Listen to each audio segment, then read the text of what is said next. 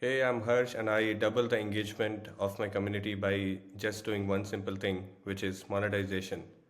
And monetization of the community led to, people engaging more because they had skin in the game. And within 2 weeks, we saw the engagement going crazy. I mean, again, doubling. And what we saw that people were valuing it, people were seeing it as a premium community. And I think it reflected in other areas as well. People started coming to webinars more. The physical meetups rose from, let's say, 20 people to 150, and that blew our mind. And I think anybody who's running the community is scared to monetize should basically follow this one framework. Survey your audience members, who community members there are, and understand why they would want to pay, why they would not want to pay. Kind of take a sample subset. We kind of surveyed like 20 people and got a feel that, hey, we can charge a small amount, and then slowly and slowly you can even increase the membership fees if you feel the value that you're giving it's worth it. If that resonates with you, listen along. Otherwise, honestly, don't. Check out our other episodes instead. You are listening to TLDR, the B2B SaaS growth podcast brought to you by Spear Growth. Every episode is like a case study of a tactic, which means if you're listening to this on a Friday, by Monday you can actually start implementing it. I'm your host, Ishan, and I run an ads and SEO agency for B2B SaaS companies like yourselves. Now, let's get into the episode. Hey Harsh, thank you so much for doing this. I think last week saw that you got engaged, so congratulations. Thanks a And lot. I've said this earlier on our call, I'll say it again. Your comment on Asta's post was hilarious. I genuinely haven't laughed at a comment in a while. So, dude, like if Thanks. anyone listening, check out Harsh, if not for anything else for his comedy. But also, Harsh has been, or I think I think it'd be best if you introduce yourself, and I think as an extension, also Sales 101. That'll be great. Yeah. Sure. Hey, my name is Harsh, and I run Sales 101, India's OG premium sales community. And we have a vision of bringing salespeople all together, creating an ecosystem and uplifting them. Love that. That was the shortest, sweetest, you have it down, right? Love that. Okay, perfect. So, let's get into the topic, right? So, first of all, I didn't know you could have like it went from 20 attendees in an event to 150. I'm sure like all other things also scaled in proportion, which is crazy to me. So, can you just quickly share what did the community look like before you started monetizing? Sure. Um, I mean, effort-wise, there is not such of a difference, but the engagement-wise, there was definitely because free communities, everybody, can start one. People start joining and then they forget, right? And there's too many WhatsApp group we are part of, family groups, news groups, or whatnot, right? So this was just another WhatsApp group, and before we monetized it, sure there was engagement, but earlier we had to manufacture that engagement. We had to keep pushing on, keep introducing people around, keep pushing out content, showing that there was enough value to being here, understanding people's problems, jumping on a quick call with them. Let's say it could be as simple as somebody is not able to figure out how to export an Apollo search result, right? Somebody was there to jump on right on the call right away. So So I think that's before monetizing, it looked like that. And after monetizing, people, because they were paying for it, they wanted an ROI. I think that's everybody out in the world. When you pay for something, you kind of want an ROI. And they already loved it.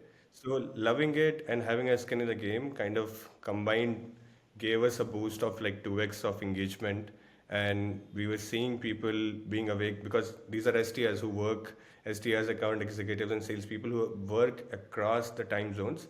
So this group will be buzzing, all the time. Yeah. yeah. That's first of all crazy. But okay, how many people were there before the entire Mhm. monetization been? How long had the community been, there for? Where did you get your members for? You said everyone in the community was an SDR, right? Yeah. So, uh, why were they part of a group of it was just because hey there are other SDRs and we are there, so everyone's there, like what can you just like help Sure. us understand the community itself? Sure. So surely, I mean, everyone earlier, when the early days of community was an STR because it was basically a group of friends who came together to, learn things from each other, right? And slowly and slowly, this WhatsApp group, because I knew somebody, I added, somebody knew somebody, they added, and it kind of became a word of mouth kind of acquisition. So we were getting, like 5 to 6 members added per day. And there was no public link available. We still don't have a website. The only way is to DM me or any other community member and ask for a referral. And I think this strategy we have been going with it at long. And the kind of people that we attracted were STRs because again we ourselves were STRs, and we kind of had a camaraderie which showed that hey, we care for you. Whatever your issues are, we will help you solve them. And that word of mouth spread like wildfire. Everybody kind of wanted to join the group. And when there were social proofs coming out of the community, people were sending thank you notes. Somebody got a lead, somebody closed something, somebody basically, was able to rant out because sales, it's a very easy job. Of course. So, so I think, all of that when we put out that, out in the post, like LinkedIn posts and things like that, everybody kind of wanted to get a piece of that. So that was the crazy, time of, starting that community and everybody wanted to join. And and I think that's how it began. STRs and then account executives and some sales leaders, some founders started coming in, and that became the kind of a mix we had in the community. Love that. And you also you were so like just let me know if I got it right. So there's Hmm. 600 people.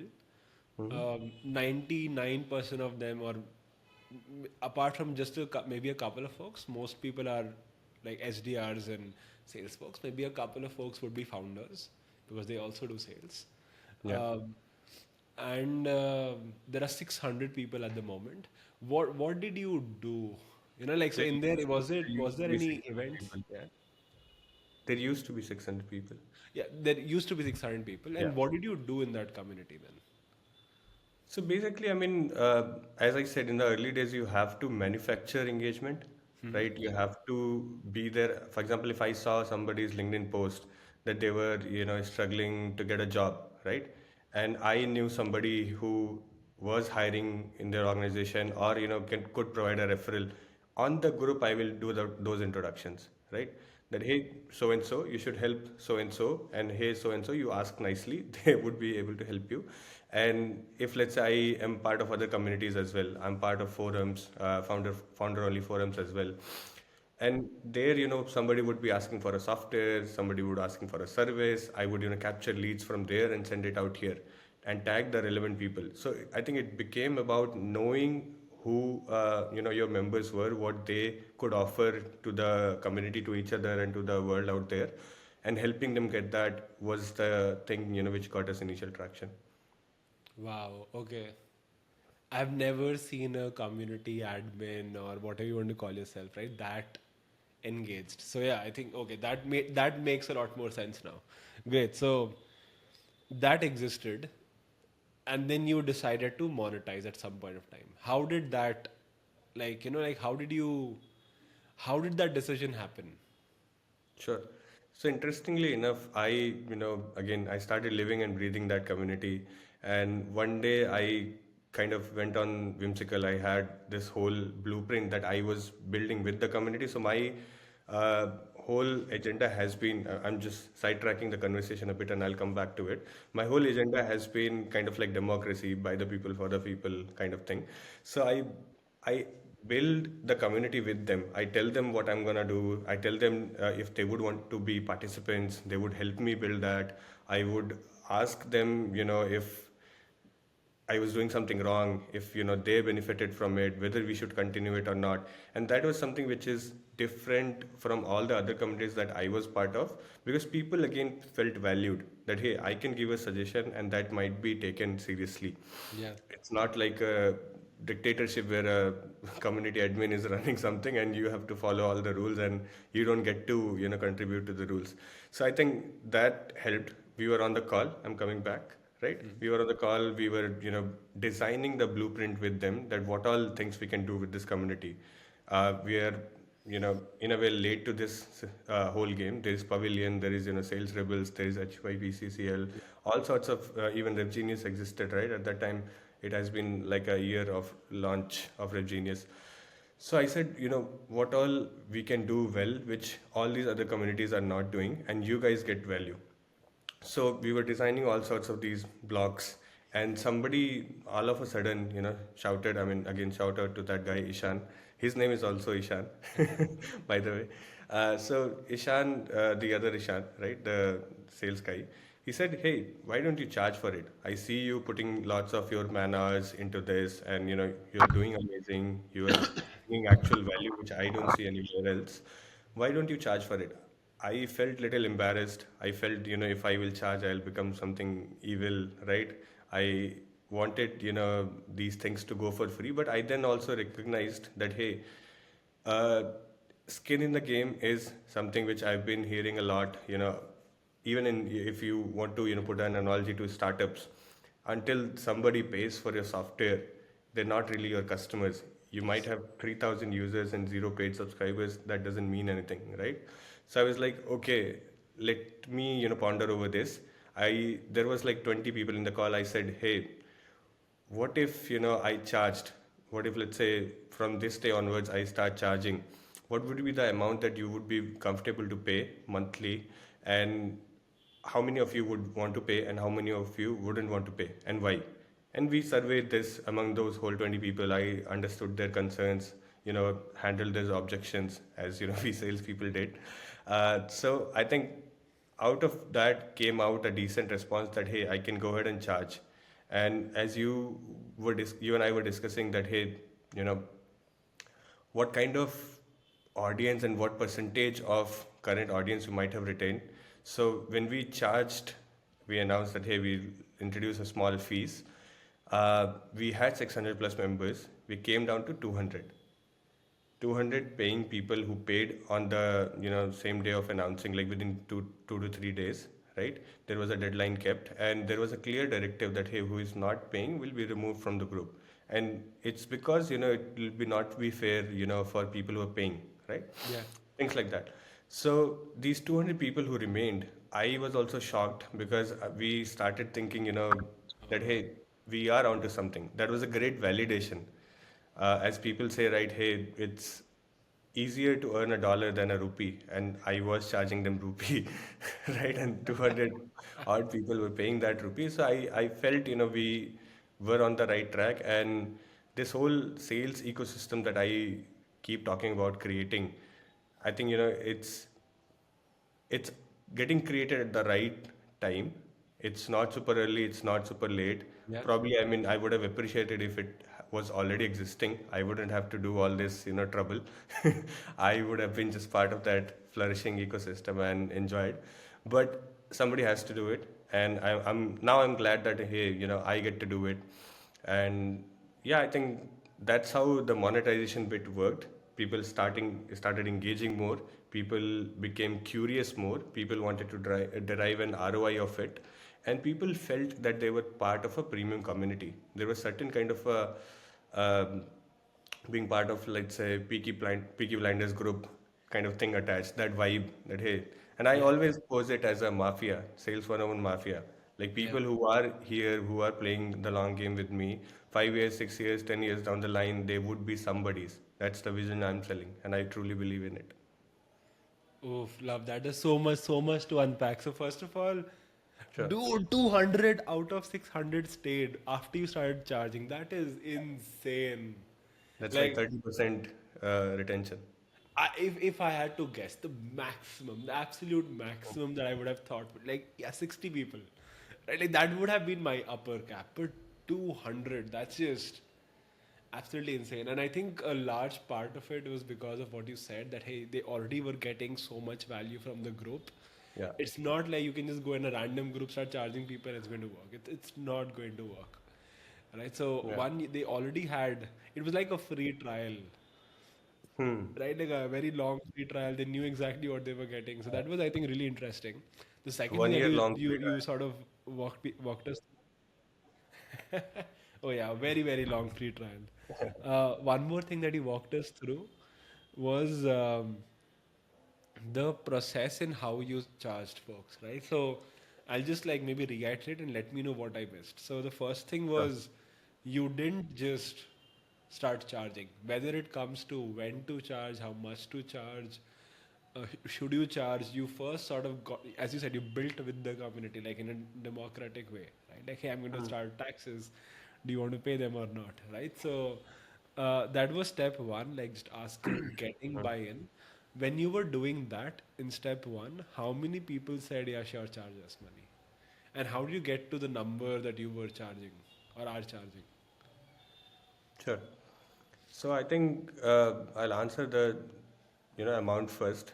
How Yeah. did I get to the amount? So at the time, again this Ishan guy suggested, the other Ishan, that hey, how should you charge? You should start by calculating whatever you're earning in your full-time job, break it down to per hour cost of you, and then slash it by 50%, something like that. Some logic he gave that hey, at least they should pay you whatever you get uh, out of your full-time job, like half of it they should give you, and then calculate the number of hours that you put in running this community. Some kind of calculation was done instantaneously. It was all very bonkers. And then we came to one number, rounded it off to again make it look kind of like Geo Cinema subscription, that hey, it should look like, it's not a premium charge. I'm not going out there to eat the world. It's just there to ensure that hey, whoever he here is actually respecting the community and respecting the amount of effort that is being put. And I think that's how we came across the number, what to charge people. Yes. And sorry, what was the first question? I forgot. No, I think this is good. So, how did you? I think we can skip the first one. So, Okay. so I think step one was, uh, okay, like first did an announcement, you did a survey, and then after the survey, you did an announcement, right? So, can you maybe like dig deeper into what the announcement looked like? Sure. So, Was it like a single announcement? You said you had a deadline. You mentioned that already. But then apart from that, what else was in there? Did you tell people what to expect, or like were you adding things that they can see going forward? Like what did that sure. look like? So I think again, my SaaS background came into the picture and it helped how you sell SaaS in your early days. So basically, we did a closed survey which happened on the blueprint call, 20 people, right? And then we did a larger survey just to get a field check. We put a poll in the group that hey, if we start charging a certain amount for the things that we are doing, how many of you will be comfortable to pay? They were, yes, maybe, not sure, these kind of options, or so people start polling in, and again, nobody, not all the 600 people polled, but there were decent amount, like let's say, I think 200 people polled, 200, close to 200 people polled, and that gave us an indication that hey, a lot of them either are on the fence line, that they would want to know why they are getting charged, or few of them diehard fans are like yes, I will pay, I will do whatever you want, right? Things like that. But again, the community does get energized by the diehard fans, but Yes. most of the times it's run by the people who are on the fence, right? People who actually put you on the spot that hey, you're not doing well. Diehard fans will never tell you that, right? So I think I listened to those who were on the fence, and then we created, internally brainstormed and created that messaging, which again, where I'm saying, my SaaS experience came. Yeah. In early stages of SaaS, you're selling a broken product, right? Whoever is your early believer, you give them either free of cost or discounted pricing for a certain amount of time, or promise premium features that are going to come. They will a have access to them first, and b will have access, get that bundled in the same price and things like that, right? So I think I followed the same approach.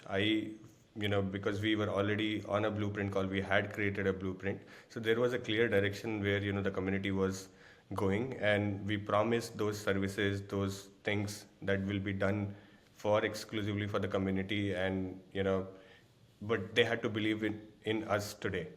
That Yeah. was the only catch. You have to believe us in us today, and I will get you the world, right? I kind of posed myself as an advocate of them, and I think the world kind of it still needs that, and at that time needed it badly, and people who believed in that are reaping the fruits of that today, but that's another topic, right? So I think monetization announcement was done like that, and it was also there were analogies, there was emotional writing. I mean it just came out in one setting. I probably, if I'll find that message, I'll send it out to you. And and later it was also shown that hey, this subscription cost is even lesser than your Netflix subscription, right?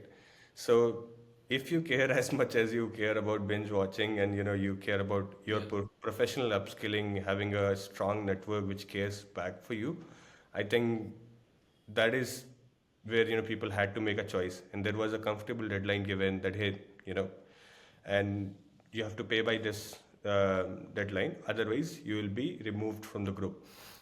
And Yeah. that made few people upset as well, that hey, how are you talking, I was you're going to talking like ask. a capitalist.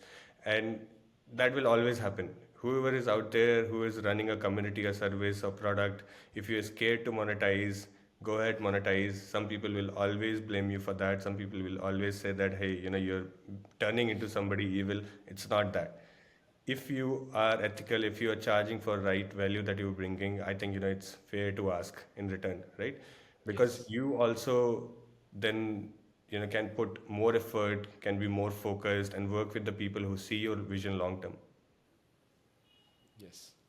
Oh, I love that. There's so much. I was going to. This was going to be my next question. That hey, who got upset? So okay, love that. So Yeah. step one, you surveyed. Step two, you announced. What was step three? Like what happened? Like what? Like if someone was doing this, what was going to be the next thing that they need to do? Sure. Step three was collecting data. And I sound like Mark Zuckerberg right now, but trust me, it was not that kind of data. Because now we were going to be a paid community, I needed to keep a track of who all are there, what's their interest, and we dug deeper into, whether you're interested in mentoring people or getting mentorship, what kind of job you're doing, what kind of role, where do you want to go in next 3 years, things like that we mapped, and we kind of chased everybody to fill that small form, that hey, we get your information so that we can help you better. And today we maintain that database very diligently and use those as signals to help people out, that hey, this is what you said you were interested in, and I have an opportunity, would you want to collaborate in that, or give your time in that. And that's how I today only was reading a post. Again, I'm digressing a bit. That how local kirana shops or any local businesses don't keep a data of their customers, like mobile number, addresses, and things like that, and they don't understand their sales patterns. And if they did, they would be able to release their inventory faster, because they will understand the behavior of their users. They can offer great offer bundles and things like that. And similarly, I think, in communities also, if you know your people down to the, data where they have told you themselves that, hey, this is what my aspiration is. Can you help me achieve that? If as a community you can work towards that, you can find out bridges to connect within the community. I think Yeah. that's where you kind of truly look like a place where people come to succeed.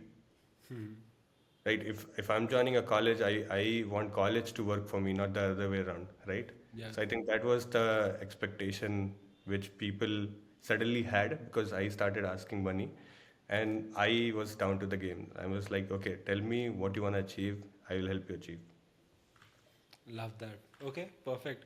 Um, so I think so. We have the data bit, then the announcement was made, and then is that's it, right? Like if I had to go through the entire process, this is what someone would have to do the pricing, like do everything well, right? Yeah, I Would you mean, say that? again, these are the steps, and then actual work starts, Oh right? yeah, of How, course. You after made promises. fundraising, yeah, how after fundraising, you now have to deliver to investors. Correct. Similarly, again, the actual work starts. You actually start doing the things that you had promised on Blueprint.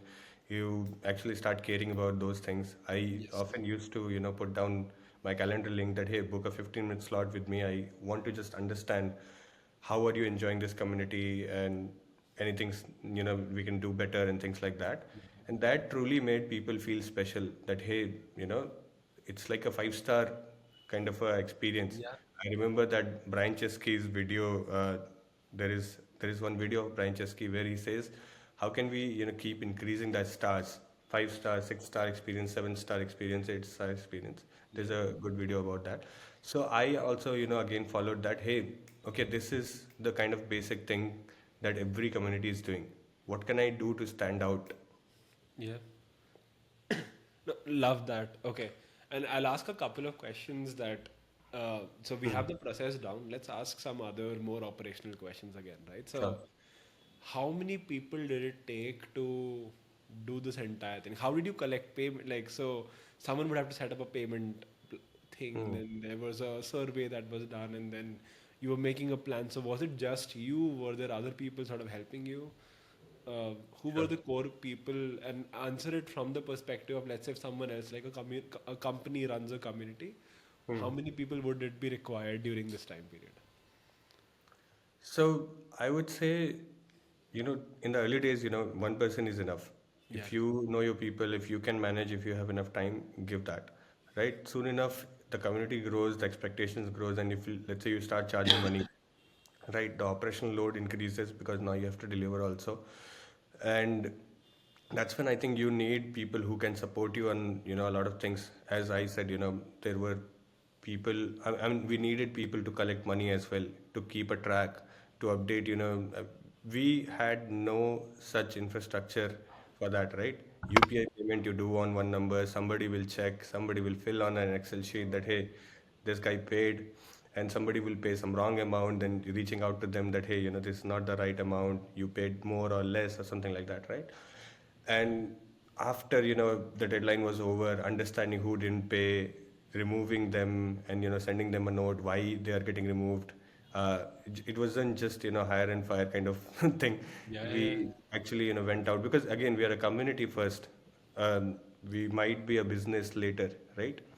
So, but community first approach, kind of truly led us to, talk to them and make them understand that, hey, I think after all the announcements, surveys, and polls and deadline, you have not paid. So this is what we are doing. And in Yeah. future, if you really wish to come in, and if there is a financial emergency going on at your end or whatever, right? You might be out of job for 6 months. You tell us, we will, entertain it, right? So all of that was done, and for that, you need people, you need How many automations. people who, in your case, how many people So in help? my case, there were three people. Three Me, people. myself, Right. there is this guy called Samil and Astha, right? We all three managed this whole transition, and it How felt long like did how long did this take? From like like, yeah, how long did the entire process take? I think 1 week. I think 1 week it Oh, wow, took because nice. again I wanted them to be really clear about whether they would want to stay or not. 1 week time frame was to help them make up their mind if they have any questions, or they want to get on a call with me, or they have any suggestions, or they just might be moving money around, whatever, right? It was not a Yeah, lot of money, but still I had to think of all of that. And within 1 week we had a fresh community, and but at one point it felt like a bloodbath, to be honest. There okay. were people getting removed, and part of me was, kind of crying also. But again, not gonna say that, you know, it did hurt, but it was not, kind of aligning to the mission that we were having. Yeah. Makes sense. And if you had to, let's say, what did you mess up? What would you have done differently? If was there anything you said, hey, this is something that if I had to do it again, I would not do this. For example, like one thing that you said was the collecting payments thing, right? So back Mm, in college, I ran this. I'm not going to details, but I ran something, mm, right? In that enterprise that I ran, I had to pay people money. So mm, they had to share a message in a group, and in exchange, I had to give them mm, 20 rupees or something like that. mm, The reason why I stopped that, because just like I remember sitting in a park and just like doing like UPI payments for, and it took 8 hours. Hmm. I feel like this is not no, this is not my life. Like I cannot do this, right? So that and I just shut the entire thing down because of that. I didn't understand the entire infra. I could have done so many things, but that was the breaking point for me. Yeah. So I'm sure that would not have been pretty. Like the payment collection part is a Yeah. nightmare. But yeah, like was there anything that you said, hey, I would have done this very differently as the second time? So I'll just not restrict this answer to the phase of monetization because there's a lot happened after that as well, right? Sure, but So first yeah. give us an answer for the monetization bit. Okay. For the monetization bit, I think because we were very keen on, hey, we'll nail this down, we didn't care about the time and effort, right?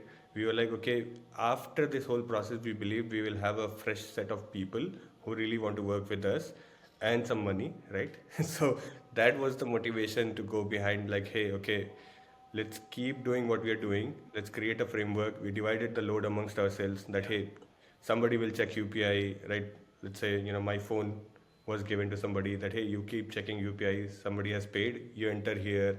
And if, let's say somebody defaulted or somebody had issues, you will handle that. You will go on calls and something like that. We divided the workload amongst ourselves and that kind of eased things, but still it was a lot of pain as you yourself have felt, right? So it was a pain, but I think the excitement of a new phase starting up, Yeah. a new kind of community, because the community did change as we talked about, right? Engagement blasted. We were really energized that, hey, we can actually monetize this thing, and we have monetized it, and there was a lot of validation, that positive energy coming in. So we were, I think, excited towards that. So we didn't care about the effort that we were putting. But again, I'll talk about how later it got frustrating. Sure. So then let's get to the next bit. So what Sure. yeah what changed? Yeah. Okay, so again, when the honeymoon period got over, honeymoon period being, no pun intended, right? Honeymoon period being, the first month where you have collected money, you are, going, boom, boom, wham, wham, you're doing initiatives, you are fixing up webinars, you are planning for brunches, mixers, and things like that. The next month came, right? Because it was a monthly payment model. Now I have to inform everybody. I started looking for WhatsApp automations so that I can send an automated message. After trialing a lot of these platforms, I set my eyes on some one software. I did a blast. That blast had informations about how you can do it, and things like that. Even in that, people didn't respond. That's when the reality hits. Somebody paid for the first month, in excitement, and in the second month, in the time of renewal, again, the customer success kind of a perspective was coming in. They were not ready to pay, a lot of them, or they just were simply ignoring those texts, or I had to chase them twice or thrice, right? And this kept, and my bad that this kept on going for like, I don't know, like 6 months. Every other month, I had to do this, do a blast, then personally message, then match the Excel sheet. Then, some people will not have responded after even 4 or 5 messages, and then call them, even if they're not picking up the call, remove them from the group, dropping a message to them again, uh, things like that. And then sometimes, after getting removed, people will come back that, hey, sorry, I missed your messages. Can you add me back? And then again, filling their database and entering them into the WhatsApp. All of that was a very operational challenge. Uh, Nobody, outside of the community knows, but I hired one guy to build a custom infrastructure for my community because I didn't know Nas.io. And even that Nas.io thing didn't solve for me because they don't solve for existing community. They solve for new member acquisition. That's a feedback I shared with them. So I thought I'll just, I was so frustrated. I'll build out the whole system for myself. I'll get the Razor Pay and everything. Razor Pay again, India being India, I didn't have a registered entity. I couldn't get the payments page. So I was like, okay, back to UPI again. So, but this time, because we were frustrated of, doing this, me and, these two, three people collecting payments. And one very fun thing we used to do was just to take some pressure off that, hey, we're going to collect money. We used to send Vasuli Bhai's picture on the group, that Vasuli Bhai, right? And as soon as that picture was live, people will laugh and people will understand that, hey, somebody is going to come and, ask for money now. Yeah. That kind of, led us to ease off that pressure. But still, there were operational challenges which was getting tiring more than running the community. Again, I felt that hey, this much time could go into actually providing them value rather than chasing them for a menial amount of money. So we one day, we announced that hey, we are only gonna do 6 months and a year-long plan, and that hit like a brick to some people, right? Again, to some people that hit like a brick that hey, he's asking for 6 months upfront, a year upfront. Yeah. Again, going back to the SaaS business, when you ask for that, like 6 months payment or a year long payment upfront, when they don't know what's gonna happen, and again that to Indian folks, we really don't believe in upfront payments of these Yeah. uh, long-term services, right? But I think again, so we saw this cycle going. As soon as we will announce, let's say 6 months or this new announcement in the price structure or a bundling or things like that, some people will churn, and that became the norm. And we became very comfortable with it. We were like, okay, whoever wants to stay with us long term will stay with us, and that's the people we wanna take and create FOMO outside. So that was our mission, that Yes. we will create FOMO. We will make these people look like these. How for example, I am very impressed by GrowthX. GrowthX does this thing where, whoever has attended a GrowthX Yeah. cohort or has become part of their community, they are treated like different people in outside the world, right? On LinkedIn, they are a GrowthX cohort guy, or how Stoa also used to do, right? So I took inspiration from that. I was like, okay, I will create FOMO for people who have left us, and they will come back. And that used to happen. People used to come back saying that, hey, sorry, I didn't, pay that time. I want to join. So I think when we announced this, the churn happened. Later, we felt like okay, we are charging way less for this. And again, it's all grandfathered. Whenever we announce the first set of pricing, we promise that it'll be the same for you, probably for lifetime. We didn't say lifetime, but we said you'll be kept getting grandfathered over the years. Yes. Uh, and then, whenever we offered the 6 months special price, again we said if you pay this, you'll be locked in.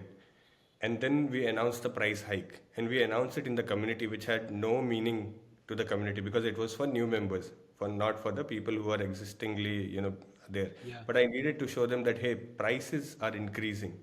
New members will pay more, but you are not paying because you believed in us first. So I think those kind of social proofs with price increment helped. And even with the current pricing, we still get, interest. We still are acquiring people every day, and people are coming. So I think that's how anybody running a SaaS business, software business, any kind of business, basically, monetization, and then easing that monetization by how we did by like 6 months or a year kind of upfront payments, Yeah. and then experimenting with the price increase, because if you never ask, they will never give you that, right? You're only Yeah. worth how much you are asked. Wow. I really like the. I think the part of what happened after was very, very relevant. So, yeah, is there anything that I should have asked or I didn't ask um, at all that could be useful to someone? Let's say if they're running a community and they want to maybe start try charging for it. Like, what should they know? I think again they should know, even before knowing about monetization, how it works and or whatnot. You might know everything, but you might fall flat on your face because people just don't relate to it. The market will tell you answer, right? If people are relating to what you're trying to say, why you are charging them, getting Yeah. money out of people's pockets, it's a very difficult task, right? And earlier my pitch used to be that hey, I'm charging because I give my time and my efforts, and it was all me, me, me, me, me, right? I am giving this, so give me money. And that felt very transactional to a lot of people, and that confused people that hey, okay, you are giving your time and you're charging for that. That's just the bottom line of the community. Then we tweak this messaging why we are charging, because there are experiences. There is a network of 200 odd people who are ready to help you around the clock, right? There are examples that have happened. There are success stories. There is offline mixers that happen. There is webinars that happen, workshops that happen, resources that our partners share exclusively for Sales 101. And then there is a vision that, you get to part of, and you will build it with us. The whole mindset shift, it was now nowhere it was reflecting that, hey, I'm charging because I'm putting my time and effort, Yeah. which is the basic, which is the dumb basic, say that, hey, I want money because I'm putting time, right? But that looks very childish and very Yeah, yeah, yeah. immature. Makes sense. So I think, again, knowing the people, how they will relate to your messaging, your positioning of the community or the monetization of it is super important. And I think, even before that, knowing people, how people are, what they want out of it. And I always say that, it's very simple. It's just three words: give a shit. If you're giving a shit about people, you know their dogs' names, you know where, they're going on dates, you know what concert passes they wanted, it becomes very simple. Nice. After all, it's a people game. Absolutely love that, man. So, I think just last question, or Sure. if you had to do an elevator pitch for anyone listening to this, first of all, who should join and why should they join? I think because we're not restricted only to B2B sales. We have folks from B2C sales as well, D2C sales as well. Although I mean, because of my personal brand, we do attract majorly from B2B. Can't help that. But it's a open ecosystem for everybody and anybody who is in sales.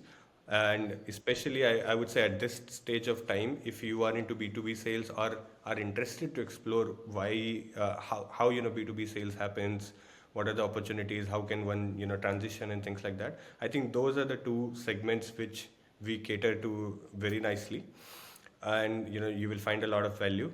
And I think that's the segment we serve right now, but this will expand, this will grow into an ecosystem.